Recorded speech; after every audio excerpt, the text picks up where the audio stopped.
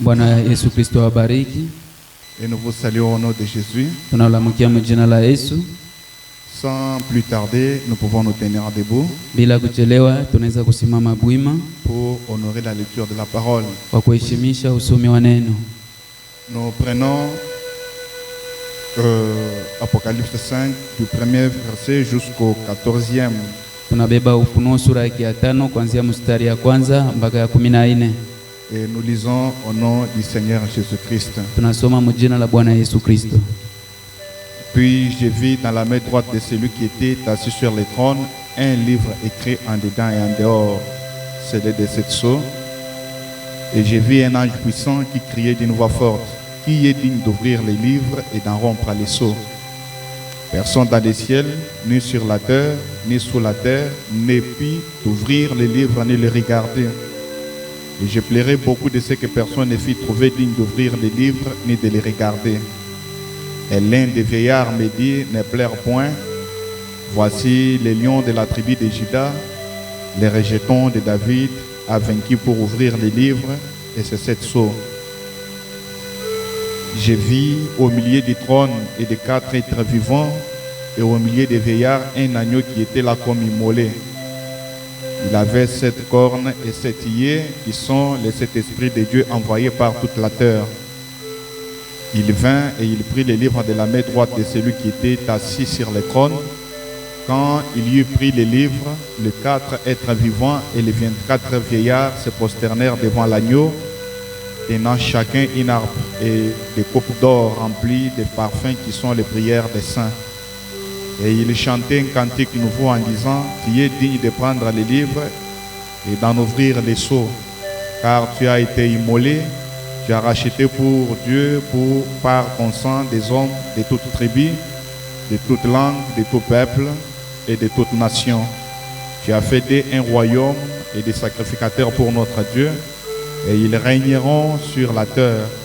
J'ai regardé et j'ai entendu la voix de beaucoup d'anges autour du trône et des êtres vivants et des vieillards, et leur nombre était des myriades et des milliers.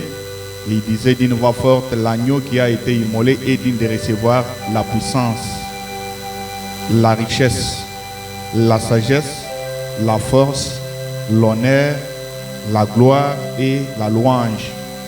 Et toutes les créatures qui sont dans les ciels, sur la terre, sous la terre, sur la mer et tout ce qui s'y trouve, je les entendis qui disaient à celui qui est assis sur le trône et à l'agneau soit la louange, l'honneur, la gloire et la force au siècle des siècles. Et les 4 êtres vivants disaient Amen. Et les vieillards se prosternèrent et adorèrent. Prenons rapidement toujours Apocalypse, mais pour cette fois-ci 8. Bebe haraka Ufunuo lakini kwa mara hiyo 8. Nous prenons tout simplement son premier verset. Nabeba mstari ya kitu ya kwanza. Quand il ouvrit le 7e sceau, il dit dans le ciel un silence d'environ d'une demi-heure. Toujours Apocalypse, prenons 10. Paka Ufunuo tubebe sura ya 10. Chapitre 10, du premier verset jusqu'au 7e. Sura ya 10 kuanzia mstari ya kwanza mpaka 7. J'ai vu un autre ange puissant qui descendait du ciel, enveloppé d'une nuée. Au-dessus de sa tête était l'arc-en-ciel et son visage était comme le soleil et ses pieds comme des colonnes de feu. Il tenait dans sa main un petit livre ouvert.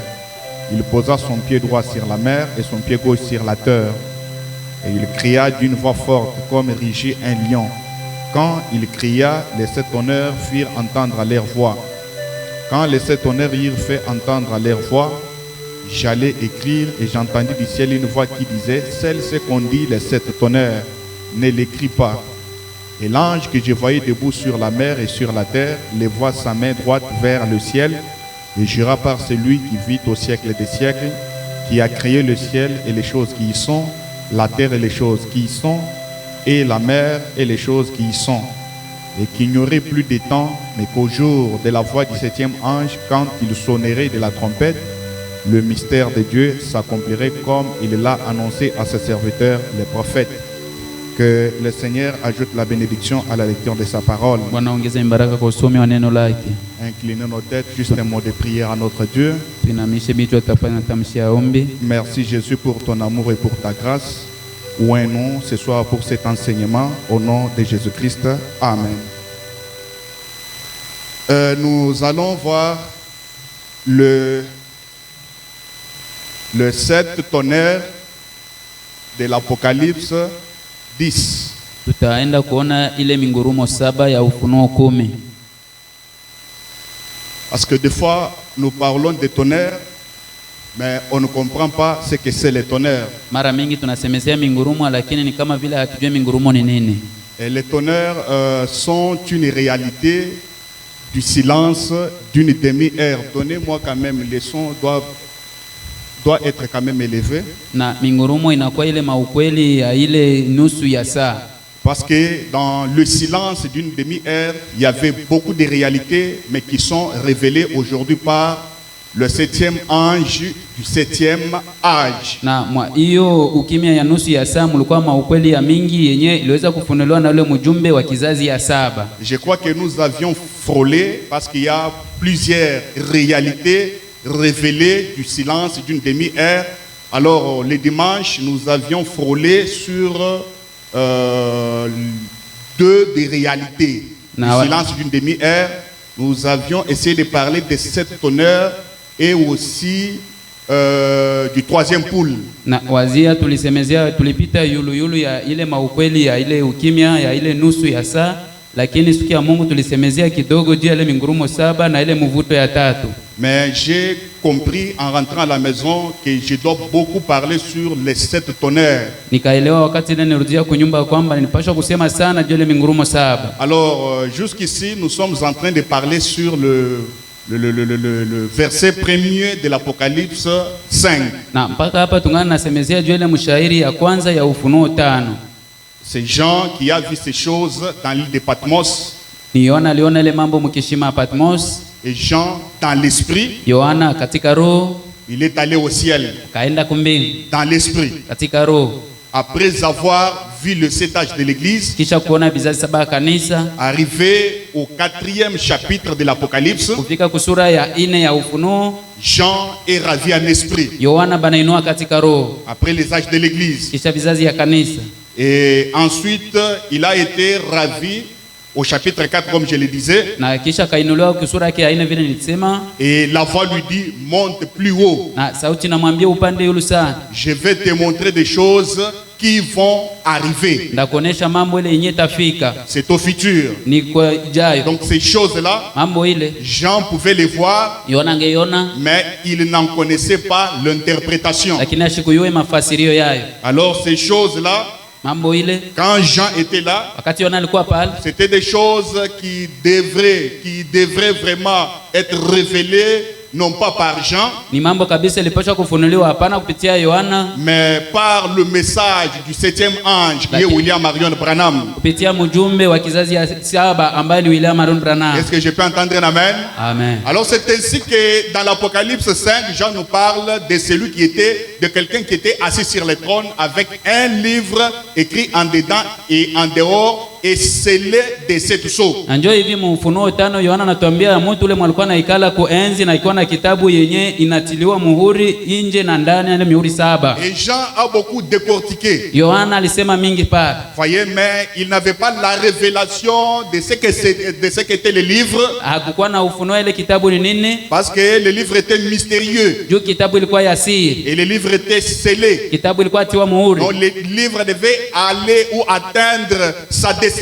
Na kitabu ilipaswa fikia kule inaendea. Et la destination du livre, nous avons compris avec William Marion Branham, c'est au 7e âge de l'église. Na kwenye kitabu ilikuwa inaendea tulielewa na William Branham inakuwa ni kizazi ya 7 ya kanisa. Alors arrivé au 6e chapitre d'Apocalypse, kufika kule sura ya 6 ya Ufunuo, c'est là que l'agneau commence à briser les sceaux. Ndio pale mwana kondoo anaanza vunja mihuri. Il brise le premier sceau. Vunja muhuri wa kwanza. Jean voit un symbole sortir. Yohana anaona alama inatoka. Un cavalier blanc. mpanda farasi mweupe. Nous n'allons pas en faire un problème parce qu'il y a trop de matière ce soir sur les 7 tonneurs. Hatutasema pale mingi sababu kwa mambo ya mingi kusema kwa ile mingurumo saba. Alors quand le deuxième sceau fut brisé, wakati muhuri wa pili livunjika, un cavalier roux sort. mpanda farasi mwekundu anatoka. Les gens n'en connaissaient pas l'interprétation. Na tena shikuyua mafasirio. Quand le troisième sceau fut brisé, wakati muhuri wa tatu livunjiwa, le cavalier noir sort. mpanda farasi mweusi anatoka. Et tout cela avait des significations. Bile biote bilikuwa na mafasirio. Et ce cavalier-là, Branham nous a dit, c'était l'antichrist qui a opéré dans des différents âges. Bapanda farasi bale ndugu Branham alituambia ni wapinga Kristo walitumika miujiza ya kuachana. Il a opéré dans le 4 premiers âges de l'église. Balitemna katika ile vizazi ya 4 ya kwanza ya Parce kanisa. que dans le premier saut, Muhuri wa kwanza c'était le cavalier blanc. mpanda farasi mweupe. Dans le deuxième saut, Muhuri wa pili c'était le cavalier roux. mpanda farasi mwekundu. Arrivé au troisième saut, Fika muhuri wa tatu c'était le cavalier noir. mpanda farasi mweupe.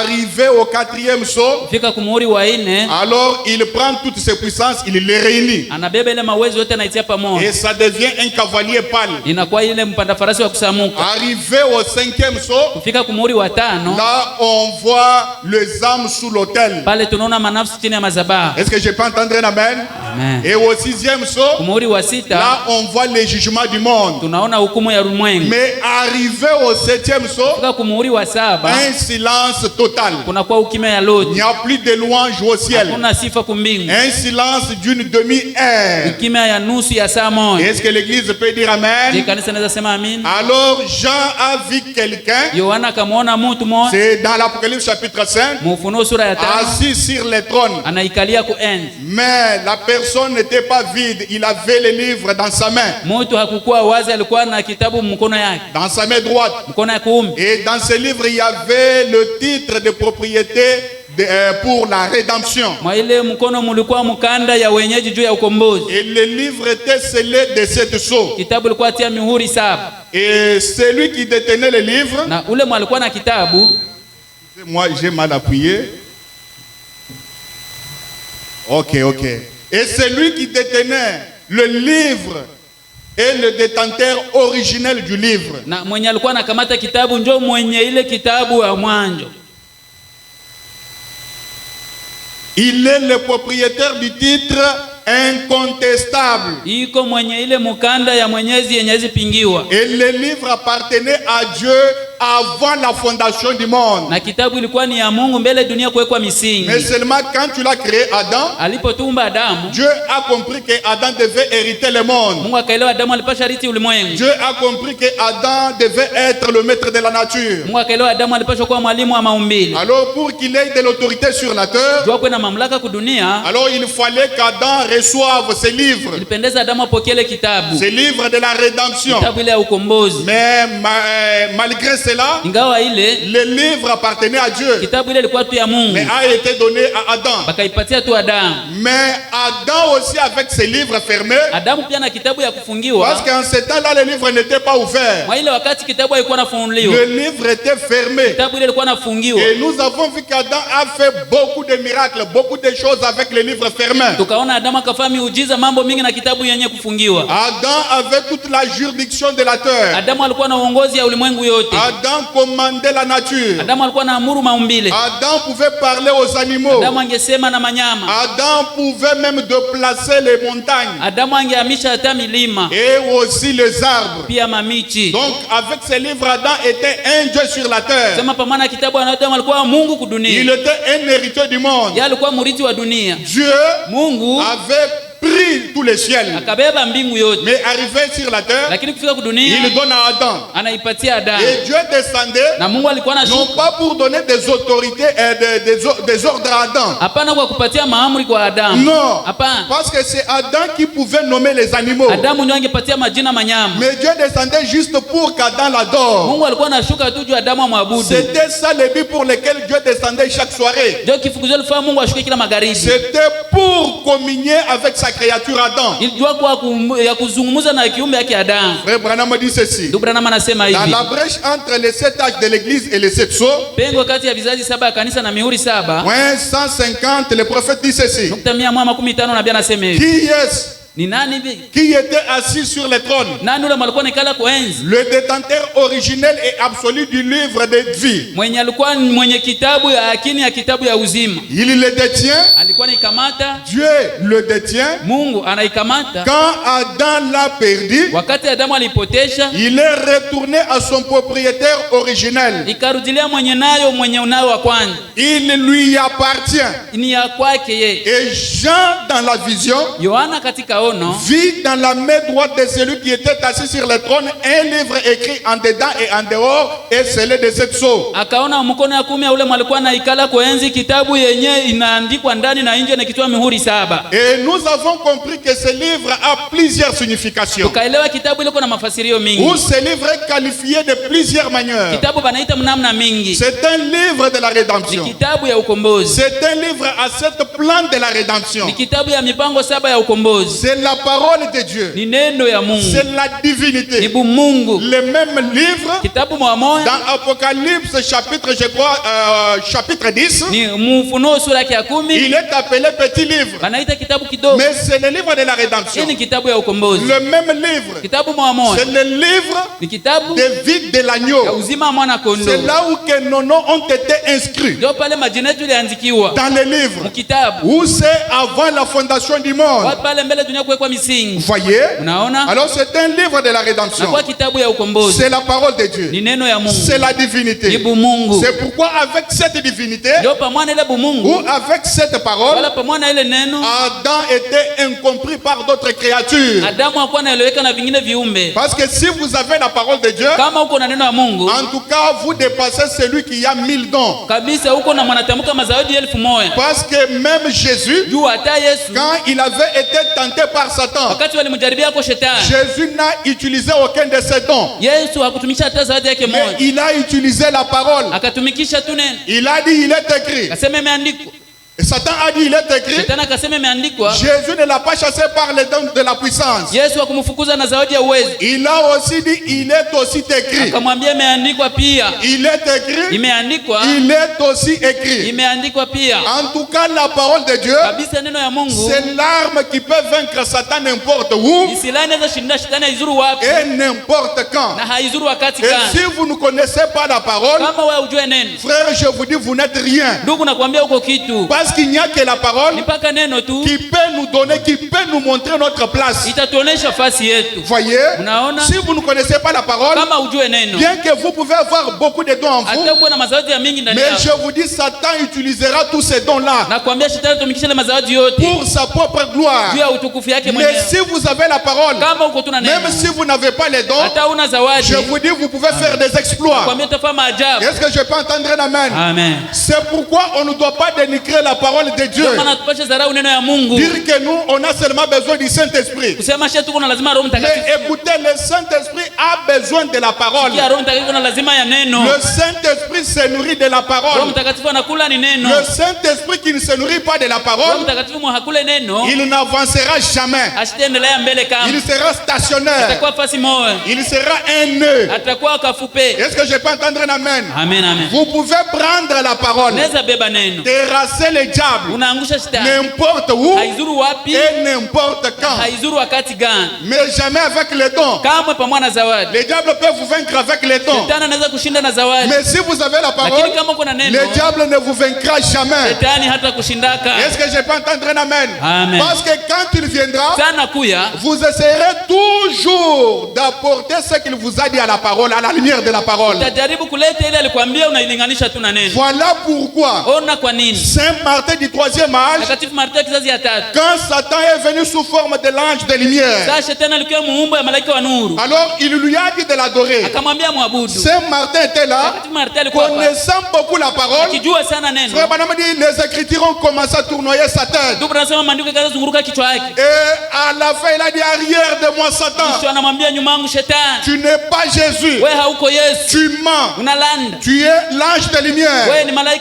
Vous voyez, Alors, Sasa. frère Branham dit ceci. Tunasema hivi. Dans l'union invisible de l'épouse de Christ. Muungano usionekana ya bibi harusi wa Kristo. En tout cas, soyez attentifs ce soir. Kabisa mtege masikio magharibi. Point 236, le prophète dit. Kwa ile nukta nabii anasema hivi. Maintenant, Na sasa nous sommes juste prêts pour une chose. tuko tayari tu juu ya jambo moja. La venue du Seigneur. Ndio ya Bwana. Voilà votre nom dans les livres. Ona jina lako mkitabu. Les livres de vie. Kitabu ya uzima. C'est la parole de Dieu. Ni neno ya Mungu. Parce que la parole est Dieu. Sababu neno ni Mungu. Et que Dieu est la seule chose qui soit la vie. Mungu ni jambo pekee napaswa kwa uzima. Ainsi votre nom fut représenté dans la Bible. Hivi jina lako lionyesha mule mu Biblia. Avant que la Bible devienne parole. Mbele ile Biblia kuwe neno. Et si vous êtes ici pour faire cela, Kama huko hapa juu ya kufanya vile. cela ne va-t-il pas confirmer cette parole? Pale hata kisha ile neno. L'église ne va-t-elle pas se manifester? Pale kanisa haitajidhihirisha. Malachie 4. Malaki 1. Et toutes ces autres choses ne vont-elles pas se confirmer elles-mêmes parfaitement? Mambo yote mengine haitajionyesha yenyewe kamilifu. Parfaitement. Kikamilifu. Et montrer que c'est cela. Na kuonesha kama ni ile. Est-ce que je peux entendre un amen? Je nasikia amina? Oui, certainement. Ndiyo hakika. Des fois, Mara mingi. ou dans quelques-unes des brochures de Frère Branham, Mwa mabrosho ya ndugu Branham. et quand tu lui parles de ces livres, Naposema ile kitabu. il les compare aussi à la Bible. Anaifananisha pia Biblia. Voyez? Naona. Donc les livres qualifiés de plusieurs manières. Kama kitabu anaiita mnamna Les mingi. livres à plusieurs définitions. Kitabu iko na mafasirio mingi. Et nous avons vu que c'est un livre mystérieux. Tukaona na kwa kitabu ya siri. Parce qu'il est écrit en dedans et en dehors et scellé de cette sceau. Ndio inaandikwa nje na ndani natoa mihuri 7.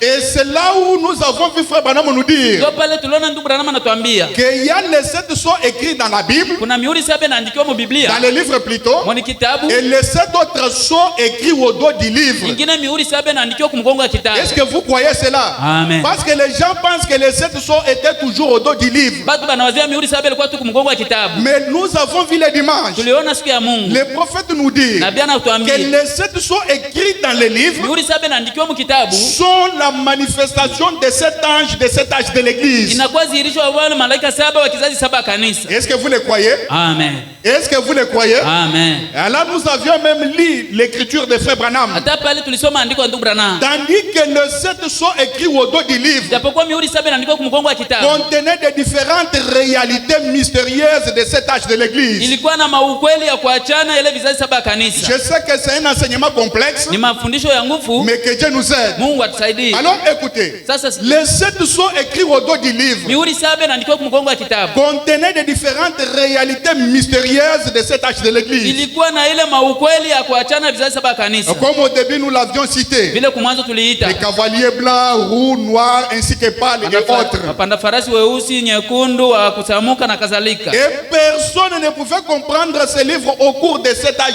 de 6 âges de l'église plutôt. Hakuna mwangelewa ile kitabu mwa ile muda vizazi 6 ya kanisa. Ils ont tenté de comprendre les livres Balijaribu kuelewa kitabu au cours de 6 âges. mwenda ile vizazi 6. Mais les livres étaient incompris. Kitabu ilikuwa ieleweki. Parce que dans les livres, Jumu kitabu il y avait les mystères. kulikuwa masii. Voyez? Naona Et ils ne pouvaient pas comprendre. abangeelewa. Voyez? Naona Luther ne pouvait pas bien comprendre la divinité de Jésus. Luther shingelewa mzuri Mungu ya Yesu. Aucun d'entre eux Hakuna hata mmoja n'a wao parlé de la semence du serpent. alisemezea mbegu ya nyoka. Est-ce que je peux entendre un amen? Amen. Tout ça, c'était les mystères Ile yote ilikuwa siri. qui étaient scellés au dos du livre. Ilikuwa natiwa muhuri kumgongo wa Mais kitabu. quand le 7e âge du 7e âge arrive, Kama malaika wa 7 kizazi ya 7 nafika. lui commence d'abord à comprendre et à interpréter ce qui est écrit dans les livres Ye anaanza mbele kuelewa ile inaandikwa kumgongo ya kitabu. et ce qui est écrit au dos du livre. Ye inaandikiwa ndani ya kitabu na nje ya Parce que kitabu. ce 7e âge du 7e âge, Yule malaika wa 7 kizazi ya 7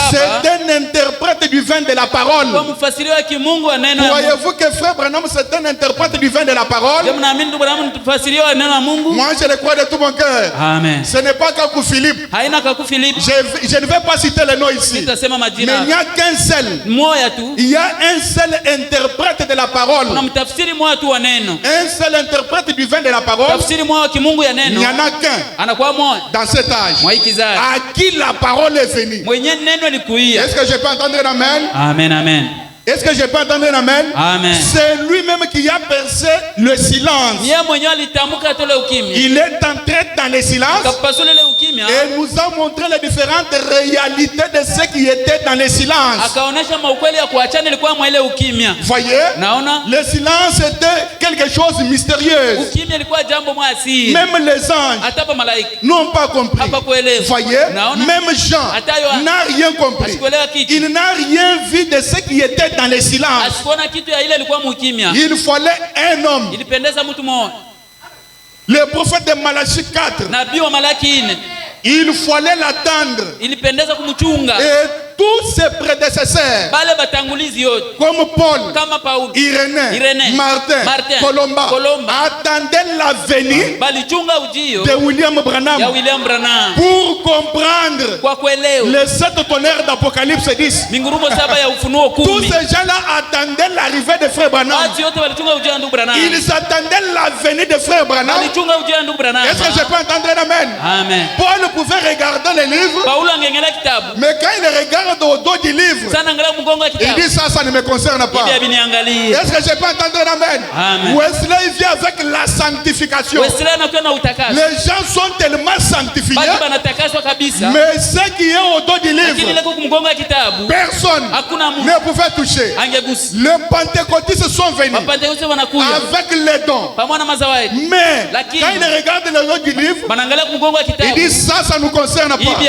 Il fallait un homme avec un ministère de Christ réincarné.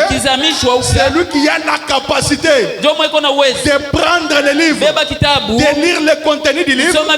Il termine à lire le contenu, il continue à comprendre le contenu du livre, il voit au dos du livre, il commence à vous dire, écoutez ce que Jean a vu dans le premier saut.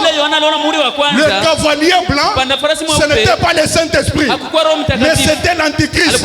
Est-ce que je peux entendre un amen? Amen. Mais il a imité celui qui est descendu dans Apocalypse 19, qui était aussi descendu, mais celui-là avait une épée, la parole.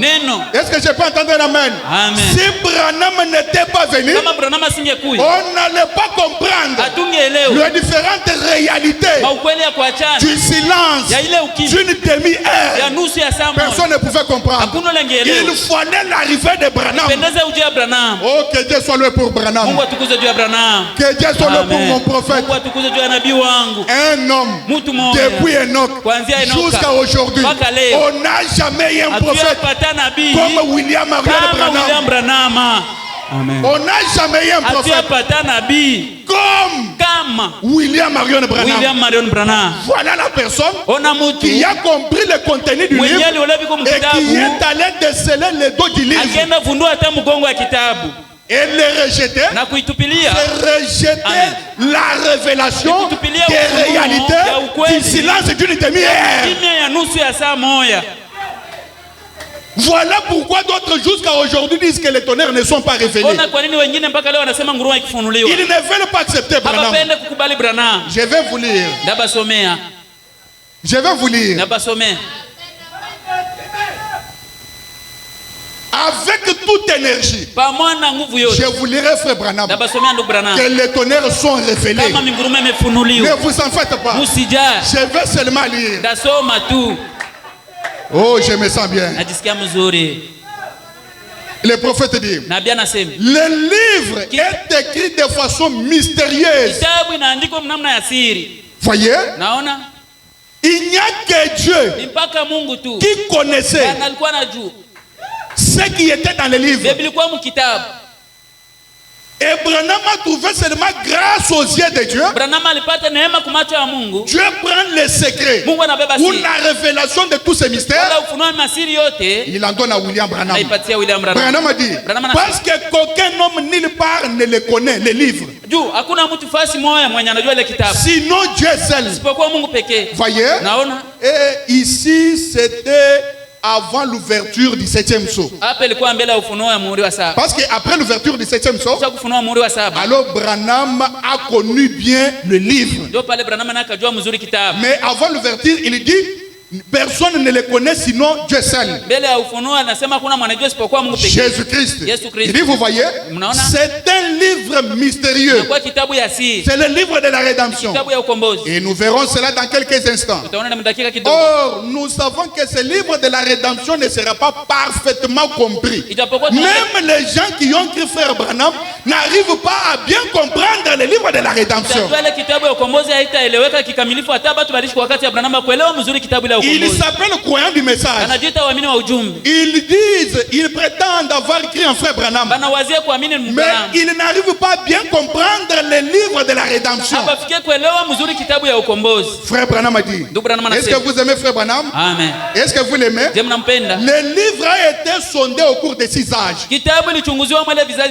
Ces gens voulaient connaître le livre. Mais ce livre avait sa destination. C'était au temps du soir. Vers le soir, la lumière paraîtra. Et ce n'est pas la lumière du soleil littéral. Le même Jésus qui s'est levé de l'Est, il devait voyager vers l'Ouest. Est-ce que je peux entendre un amen? Est-ce que je peux entendre un amen? Le même Jésus, avec le même caractéristique, à l'exception de son corps physique, mais la plénitude était en Branham. Tout ce que Jésus faisait à l'Est, il a permis que Branham le fasse aujourd'hui, à la différence de son corps physique. Mais il a fait plus qu'il avait même fait à l'Est. Parce qu'aujourd'hui, nous avons eu la révélation de la parole qui a fait que Branham crée même les écureuils. Bon, vous allez dire que ce n'est pas Branham qui avait créé les écureuils. Mais la Bible dit que Moïse a créé des mouches. Donc quand la Bible dit que Moïse a créé des mouches, là vous croyez facilement. Mais quand nous disons que Branham a créé les écureuils, là vous commencez à dire, wow, il veut le comparer Branham au Dieu créateur. Non. Quand Dieu a aimé, nous devons aussi aimer. Quand Dieu a accepté l'homme, nous devons aussi accepter l'homme. Quand Dieu a élevé l'homme, nous devons aussi l'élever. Branham n'est pas de notre niveau. Il n'est pas de notre niveau. Je me sens bien. Oh, najisikia mzuri. Mzuri sana. Est-ce qu'on peut évoluer? Amen, amen. Est-ce qu'on peut évoluer? Amen, amen. Quelqu'un qui avait la capacité, il vient, il vous dit que ce que Ève avait fait avec Satan, avec le serpent ancien, ce n'était pas une pomme.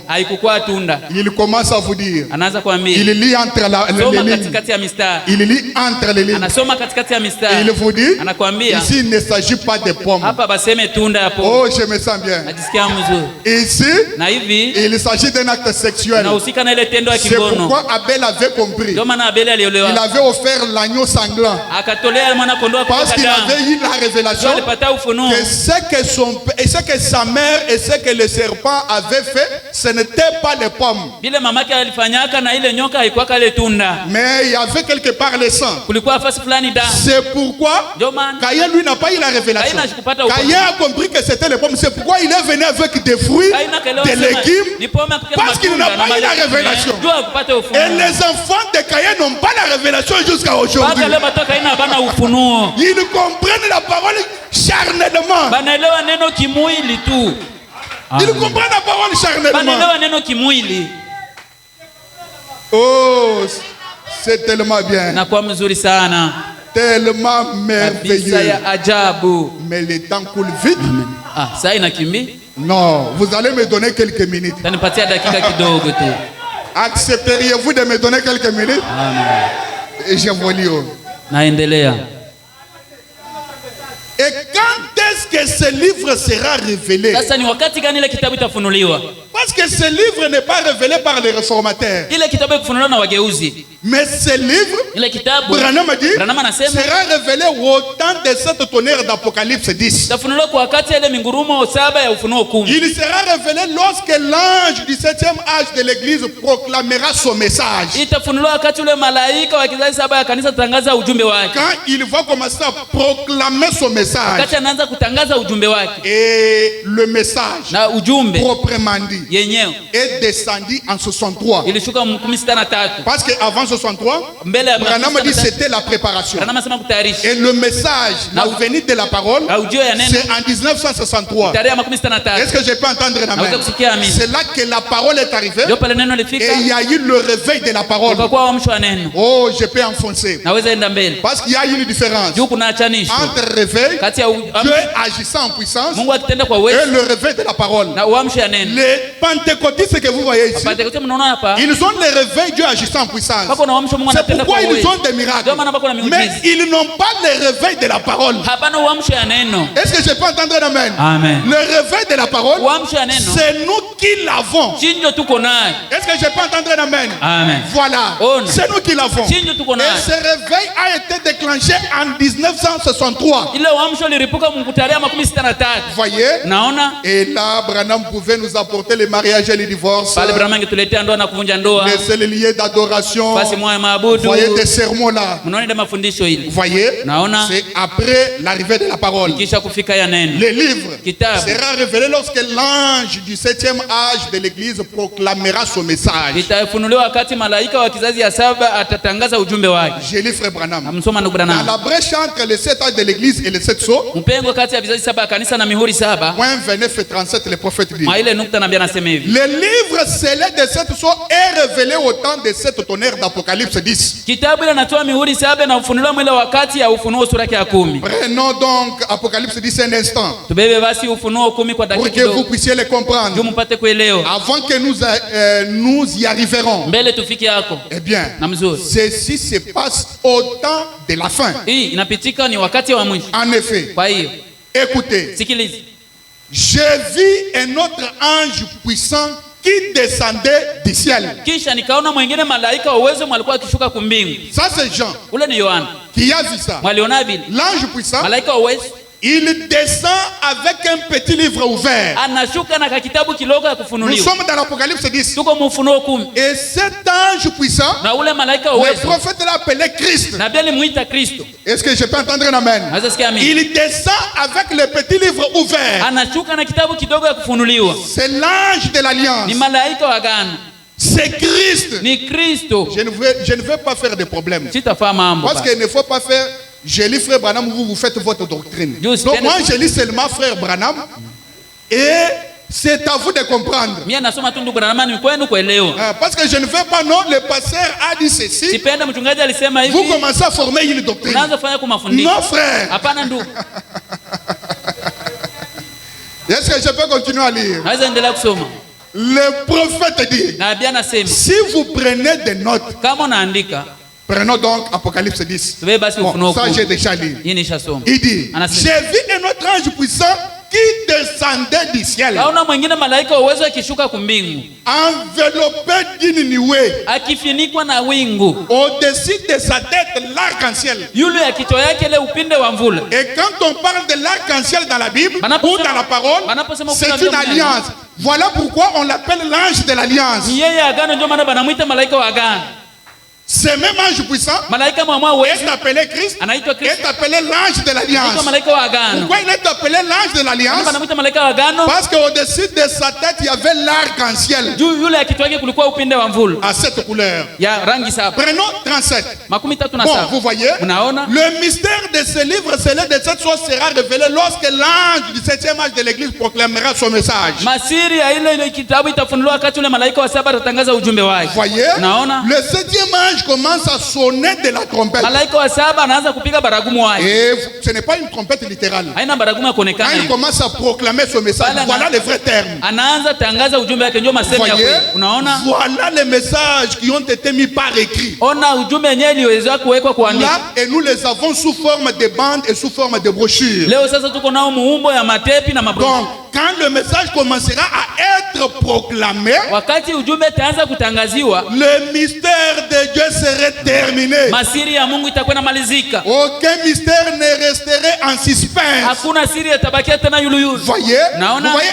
en ce temps-là. Lakini ile wakati. Eh bien, Na mzuri. nous remarquerons que le livre du mystère de Dieu n'est pas révélé tant que le message du 7e ange n'a pas été proclamé. Tutaona kama ile kitabu ya masiri ya Mungu ikufunuliwa wakati ule malaika wa saba haya kwa kupiga baragumu. Il fallait que le 7e ange Ilipendeza ule malaika wa saba commence à proclamer son message. aanze kutangaza ujumbe wake. C'est là que le livre sera révélé. Ndio pale kitabu inafunuliwa. C'est là que tout ce qui se trouve dans le livre Ndio pale bete mkitabu sera révélé. binafunuliwa. J'ajoute encore. Naongeza Quand tena. Christ est révélé dans sa propre parole. Katika ujumbe Kristo amefunuliwa katika neno yake mwenyewe. Point 162, je lis seulement vers la fin là. Kwa ile nukta yake nasoma kumwisho chini Le tu. prophète dit, Nabii anasema et une fois que cela est venu, mara moja ile ilikuya il a ouvert les 7 sceaux akafunula mihuri saba et a révélé la lumière du soir. akafunula nuru ya magharibi. Écoutez, Sikilizi. il a pris tous les mystères qui avaient été cachés. Akabeba masiri yote ilikuwa nafichiwa. Il ici remplace le 7e ange. Ule mtu hapa anabadilisha malaika wa saba. Alors tout au long des âges de l'église, il les a maintenant révélés. Sasa muda yote ya vizazi yote ya kanisa kaifunua sasa. Voyez, Naona ici Branham éclaircit et pourtant dans la brèche, il a dit que nous attendons que ce livre soit révélé. Nous arrivons en 1965. Il dit maintenant que cet homme, il les a maintenant révélés, les mystères, comme il avait promis de le faire dans Apocalypse 10, 1 à 7. hapa anaiweka sasa wazi vile alisema kama inaifunua vile tuliandika katika Ufunuo 1 mpaka 7. Oh, écoutez Branham. Oh, sikiliza Branham. Il dit, nous voici donc aujourd'hui installés en plein dans la parole. Hapa anasema oneni sasa tunajiweka kwa utele ndani ya neno. Voyez, Naona installés tunajiweka en plein kwa utele dans la parole. ndani ya neno. Voyez, Naona on sort, on a la Tunatoka, parole. tuko na neno. On entre, on a la Unaingia, uko na parole. neno. On est dans la parole. Uko mneno. On se baigne, on est dans la parole. Unanawa, uko On mneno. mange, on est dans la Unakula, uko parole. mneno. Pourquoi? Jua nene. Parce que le mystère est révélé. Juu masiri imefunuliwa. Oui. Ndio. Oh, maintenant, j'entends maintenant les 7 honneurs. Naanza mingurumo 7. Écoutez, Sikiliza. quels sont les mystères scellés au dos du livre? Ni ya wapi ile mahali ilitoa muhuri kumgongo wa kitabu? Si vous lisez frère Branham, Kama unamsoma mzuri ndugu Branham. ces mystères scellés au dos du livre, Masiri ya kutoa muhuri kumgongo wa kitabu ce sont les différentes réalités du silence d'une demi-heure. inakuwa maukweli ya kuachana ya ukimya ya nusu ya saa moja. Le silence d'une demi-heure, je peux dire c'est le 7e sceau. Parce que quand on a ouvert, c'était un silence. Mais Branham est entré dans le silence, c'est celui maintenant qui commence à prendre un point par point. Il prend un point, il décèle. Il prend un point, il décèle. Ijapokuwa ile ukimya naweza sema ni ile muhuri wa 7 sababu alianza kugundua moja kwa moja, anabeba nukta moja anagundua, mbili anagundua. Si vous lisez, nous prenons Apocalypse chapitre 8. Kama tunasoma tunabeba Ufunuo sura 8. Parce que c'est là que le 7e sceau fut ouvert. Juu pale ndio muhuri wa 7 ilifunuliwa. Les 6 premiers sceaux sont brisés au chapitre 6 d'Apocalypse. Ile mihuri ya 6 ya mbele inavunjwa kwa ile Ufunuo kusura ya 6. Arrivé au 7e chapitre d'Apocalypse, Kufika kwa ile Ufunuo ya 7 ya Ufunuo on saute. banaruka. Et arrivé au 8e chapitre d'Apocalypse, Kufika kwa ile sura ya 8 ya Ufunuo c'est là qu'on ouvre le 7e ndio sceau. pale banafunua muhuri wa 7. Alors il est dit, quand il ouvrit le 7e sceau, Wakati alifungua ile muhuri wa 7, il y eut dans le ciel un silence d'une demi-heure. kukakuwa mumbingu ukimya ya nusu ya saa moja. Mais qu'est-ce qui était dans le silence? Lakini nini ilikuwa mwa ile ukimya? Parce que Branham est entré dans le silence, Ndio Branham aliingia mu il ukimya, a vu plusieurs réalités. akaona kweli mingi Et il en a donné l'interprétation. na yeye akaleta mafasiri Et il nous en a parlé. na akatuambia haya. Dans le silence, Mwa ile ukimya il y avait les 7 tonnerres. mulikuwa mingurumo 7. Je vais lire frère Branham. Na msoma ndugu Branham. Et qu'est-ce qu'un tonnerre? Ngurumo ni nini? Voyez? Naona Prenons le premier saut. muhuri wa kwanza Point 263. kwa ile nukta Branham 263. définit le tonnerre. Branham anafasiria mingurumo ni Il nini. dit, nous avons vu ce que le tonnerre signifie. Asema tuliona mingurumo inamaanisha nini? C'est exact. Ni kweli. Nous savons cela. Tunajua hili. Voyez-vous? Naona Le tonnerre, mingurumo c'était la voix de Dieu quand le sceau s'est ouvert. inakuwa sauti ya Mungu wakati mihuri ilifunuliwa. C'est que si les sceaux sont ouverts, Sema kama mihuri inafunuliwa, alors on a écouté la voix de Dieu. Dieu. Pale tulisikia sauti ya Mungu. Oh, les gens ne comprennent pas. Watu hawaelewi. Si les eaux sont ouvertes, Kama mihuri inafunuliwa, c'est que nous avons écouté la voix de Dieu pour ces eaux-là. ni kusema tulisikia sauti ya Mungu juu ya ile muhuri. Oui. Ndio. Parce que et aussi quand on parle de cette tonnerre, Pia banaposemezea mingurumo saba, là nous comprenons que c'est la voix de Dieu de cette eau. pale tunaelewa ni sauti ya Mungu ya mihuri saba. Nous pouvons d'abord nous limiter par là. Tunaweza simamia mbele pale. Les sept tonnerres Mingurumo saba sont la voix de Dieu de cette eau. inakuwa masauti, C'est ça même les sept tonnerres. na kwa sauti ya Mungu ya ile mihuri saba ndio yenyewe mingurumo Je ne saba. sais pas si vous captez ça bien. Sijue kama unaelewa mzuri. Oh, les sept tonnerres. Oh, Les mingurumo sept saba. tonnerres. Mingurumo saba. Les sept tonnerres sont la voix de Dieu de cette eau. Mingurumo saba inakuwa sauti ya Mungu ya mihuri saba. Est-ce que je peux entendre un amen? Amen. Maintenant, écoutez. Sasa sikia. La voix de Dieu du premier saut. Sauti ya Mungu ya muhuri wa kwanza. Nous arrivons dans la matière. Tunaingia sasa mkishini. La voix de Dieu du premier saut, Sauti ya Mungu ya muhuri wa kwanza nous pouvons l'appeler le premier tonnerre. tunaweza ita au mungurumo wa kwanza. Et cela vient avec la révélation du cavalier blanc. Ile inakuwa na ufunuo mpanda farasi mweupe. Donc quand on a la révélation du cavalier blanc, Unapokuwa na ufunuo mpanda farasi mweupe, alors on peut dire que la voix, c'est la voix du premier saut, ndio tunaweza sema ni qui sauti est ya le premier tonnerre. inakuwa ni sauti ya muhuri wa kwanza ambayo inakuwa ni mungurumo wa kwanza. Voyez? Unaona? Maintenant écoutez. Sasa sikie. Frère Branham dit ceci. Ndugu Branham anasema hivi. Dans le premier saut, Katika muhuri wa kwanza, pour affirmer ce que je viens de dire. kuhakikisha inatoka kusema. Point 294, le prophète dit. Kwa ile sema, Un cavalier sur un cheval blanc sorti. mpanda farasi juu ya ile farasi mweupe akatoka.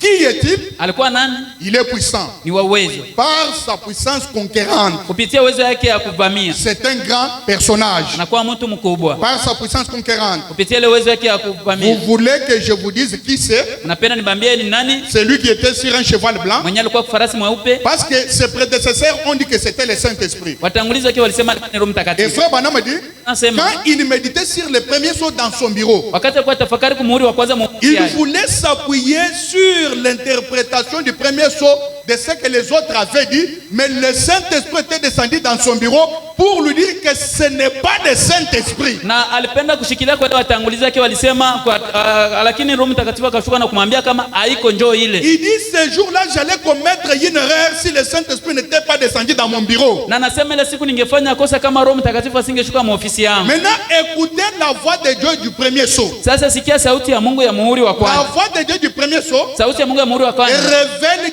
qui est celui qui est assis sur le cheval blanc. inafunua ni nani ule mwanaikala kwa ile farasi mweupe. Et la voix de Dieu interprète en disant que c'est un antichrist. Sauti ya Mungu inatafsiria na kusema kama ni mpinga Kristo. Alors comme on a déjà la révélation de la vérité du premier saut, Vile tulishakuwa na ufunuo ya ile ukweli ya muhuri wa kwanza, alors nous comprenons que pour le premier tonnerre, tunaelewa kumngurumo wa kwanza il devait révéler ce qui était dans le premier saut, ce que Jean avait vu et n'avait pas compris. alipaswa kufunua ile ilikuwa muhuri wa kwanza ile Yohana alionaka na sikuelewa. Voilà la chose. Ndio jambo. Et c'est lui qui l'interprète. Na mwanaitafsiri C'est lui qui donne la révélation. analeta ufunuo, C'est le septième ange. anakuwa malaika wa saba. Branham dit c'est exactement ce qu'il est. Branham anasema ni hakika kile iko. Un antichrist. Yeye anakuwa mpinga Kristo. Alors, la voix de Dieu du deuxième saut, Sauti ya Mungu ya muhuri wa pili c'est le deuxième tonnerre, inakuwa ngurumo ya qui pili. révèle la vérité sur cet homme assis sur le cheval roux. Yenye nafunua ukweli juu ya ule mtu mwanakala kule farasi nyekundu. Là, si vous voulez avoir la référence, prenez deuxième saut, paragraphe 261. Kama unapenda kukamata ile reference unaangalia hapa. Et je n'ai pas le temps de le lire. Sina wakati ya Alors, la voix de Dieu du septième saut et du deuxième saut sauti ya Mungu ya ile muhuri wa pili a donné la révélation sur la vérité de celui qui était assis sur le cheval roux. ikaleta ufunuo ya ukweli juu ya ule mpanda farasi mwekundu. La voix de Dieu du troisième saut, Sauti ya Mungu ya muhuri wa tatu c'est le troisième tonnerre, ndio inakuwa ngurumo ya qui tatu. révèle la vérité sur celui qui était assis sur un cheval noir. Inafunua ukweli ya ule mwalikuwa anapanda farasi mweusi. La voix de Dieu du quatrième saut, Sauti ya Mungu ya ile muhuri wa c'est nne le quatrième tonnerre, inakuwa ngurumo ya nne. qui révèle la vérité sur le cavalier pâle Inafunu- ou sur celui qui était assis sur le cheval pâle. Inafunua ukweli juu ya ule mwalikuwa anapanda farasi ya kusamuka. Voyez? Unaona? Et Jean a vu des symboles. Yohana aliona ni Et malama. tous ces chevaux, Ile mangamia ce ne farasi sont pas des animaux physiques.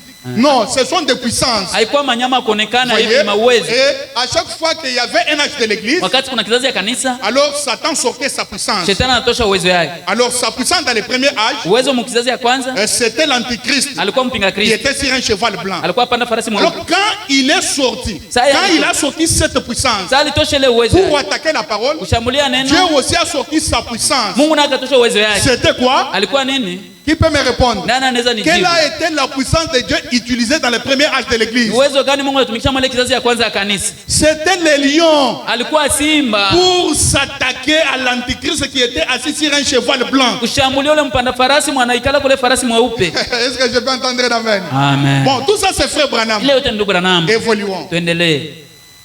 Alors, Sasa, la voix de Dieu du quatrième saut, c'est le quatrième tonnerre qui révèle la vérité sur les cavaliers pâles. sauti ya Mungu ya muhuri wa ine na kwa ile mungurumo ya tano ya ine yenye Je nafunua vous donne mpanda une farasi référence, vous mweupe. allez lire dans quatrième saut, point 199, 340 et 197. Na wapatia nafasi ya kuangalia, mtasoma katika ile vifungo. La voix de Dieu du cinquième saut, c'est le cinquième tonnerre Sauti ya Mungu ile muhuri wa tano na kwa mungurumo ya tano. qui révèle la vérité sur les âmes sous l'autel. Inafunua ukweli juu ya manafsi chini ya madhabahu. Voyez? Naona Et je vous donne la référence, vous allez lire à la maison. na wapatia kumtangalia, mtenda soma kunyumba. Parce que si je me mets à lire, on va sortir même à 19h. Kama najiweka kusoma tutoka hata saa moja. Là, vous allez prendre le sixième saut, Pale mtabia muhuri wa sita point 104. kwa ile nukta. Et la voix de Dieu du sixième saut, c'est le sixième tonnerre qui révèle la vérité sur le jugement du monde. Na sauti ya Mungu ya muhuri ya sita na kwa ile mungurumo ya sita nafunua ukweli juu ya hukumu ya ulimwengu. Je vous donne la référence. Na wapatia nafasi ya Vous allez lire kuangalia. dans le sixième saut, point 302. Tasoma katika muhuri wa sita mwa ile kifungo. La voix de Dieu du septième saut, c'est le septième tonnerre qui révèle la vérité sur les divers mystères et la fin de toutes choses. Na sauti ya Mungu ya muhuri wa saba na kwa mungurumo ya saba yenye nafunua ile ukweli juu mambo yote na pia mambo ya mwisho ya mambo yote. Là, vous allez lire dans Christ et les mystères de Dieu révélés, Pale mnasoma Mkristo ni siri ya Mungu iliyofunuliwa point 395. kwa ile nukta yake. Voyez? Unaona? Oui. Ndiyo. Voilà ce que c'est les sept tonnerres. Ona mingurumo saba ni nini? Les sept tonnerres, Mingurumo saba c'est quoi? ni nini? Je pose la question à l'auditoire. Nauliza swali. Les sept tonnerres, c'est quoi? Mingurumo saba ni nini? La voix de Dieu des sept sceaux. Sauti ya Mungu ya mihuri saba. Voyez? Naona? C'est ça les sept tonnerres. Ndio mingurumo saba. Amen. Et ces tonnerres détenaient les mystères. Na mangurumo ilikuwa On na a dit masi. à Jean de ne pas écrire, Bakambia wana siandiki. mais de faire quoi? De sceller. Ape nini atie muhuri. Jean n'a pas écrit, Yohana shikuandika, il a scellé. yakatia tu muhuri.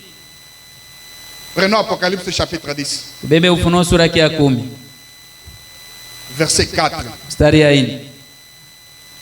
Quand les sept tonnerres eurent fait entendre leur voix, Wakati mingurumo saba ilisikilizisha masauti yao, j'allais écrire. nilitafuta andika.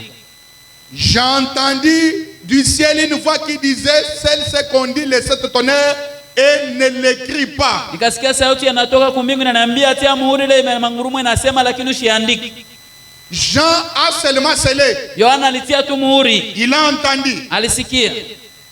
Il lui a été défendu d'écrire, de l'écrire, Bakamkataza kuandika. mais de sceller. Lakini atia muhuri. Voyez? Unaona? Et comme on l'a dit ici, Na vile tulisema hapa, que ce que disent les sept tonnerres ne se trouve même pas dans la Bible. kile kenye mingurumo saba nasema habiku hata mu Biblia. Voyez? Unaona? Oui, certainement. Ndio hakika. Le prophète dit ceci, Nabii anasema hivi, dans la brèche tika pengo entre les sept âges de l'église kati ya vizazi saba kanisa et les sept sceaux. na mingurumo saba. Il dit, Anasema, or c'est ce que nous ignorons. ijapokuwa ile ndio tunasahabu. Jusque-là, il faut que cela soit révélé. Baka pale inaomba Biblia bifunuliwe. Non, ça j'ai déjà lu. Hii nishasoma. Prenons, messieurs, est-ce le signe de la fin? Bebe ujumbe Bwana je ni alama ya mwisho Point 306. kwa ile nukta yake. Le prophète dit, Nabii anasema hivi, quand un livre est terminé, wakati gani ile kitabu inamalizika? 3 points. Nukta tatu. Or, Japoku il n'a pas dit que c'était sur le devant, habakusema kama ilikuwa ni kumbele, mais plutôt au dos. lakini kinyume kumgongo. Après que tout est achevé, Kisha vyote kumalizika, alors c'est cette tonnerre, ile mingurumo saba, ces voix, ile masauti sont la seule chose qui est attachée au livre qui n'est pas révélé. Inakuwa jambo pekee inafungamana na kitabu lakini haifunuliwe.